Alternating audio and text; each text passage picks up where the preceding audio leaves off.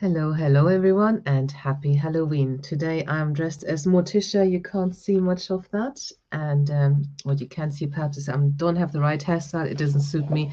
And also I don't know what I'm doing with makeup, so it's all a bit messy. But it is Halloween, so I did get dressed up. Police Science Snippet number 152 is what I'm going to be presenting today, and that is 3 snippets or 3 golden nuggets of information that I've extracted from academic research that has been peer-reviewed and published in the fields of police science, investigative psychology, forensic psychology, forensic science, evidence-based policing, in those kinds of fields that I think are actionable and useful to use straight away.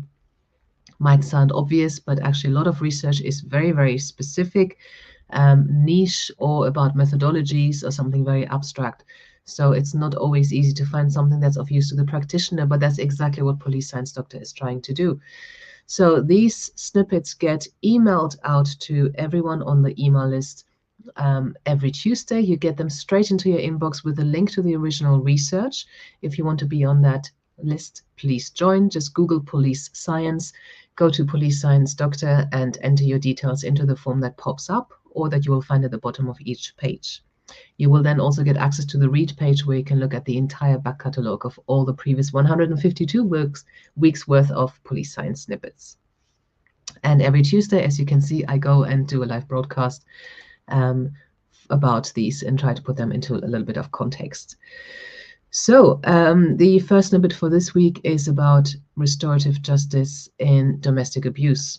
Court-mandated intervention programs for domestic abuse are more effective if they are combined with a restorative justice approach. So this study looked at a normal court-mandated approach and those that also included restorative justice. Restorative justice, RJ, for those who are not familiar with it, are supervised sessions between the offender and the victim. There's social workers or police officers or somebody from the court present, where the victim can talk to the offender and explain the impact that the offense has had on them, and the offender can listen to that and take responsibility and ownership for what they did, and also explain what led them to offend. It has very positive effects. Positive effects for the victims include a reduction in trauma, and positive effects for the offender include lower risk of recidivism. So if you integrate that into the treatment of approach court-mandated when it comes to domestic abuse offenses, it increases the success rate, or it decreases the likelihood of reoffending. The second snippet for today is about online grooming. It has been found that young female online users are more likely to be groomed for sexual exploitation, and that grooming takes place for longer periods of time if that female target displays more sexual knowledge compared to a sexually naive target. So they actually set up a honey trap and they did a study, and they pretended to be a young girl who knows a little bit more about sex, and posing as a young girl who knows very little about sex. And they found that online predators were targeting the female that was posing and knowing more about sex more and for longer periods of time. So that is an increased risk factor and something one should speak about to children. And the third snippet for today is about adolescent time use and offending.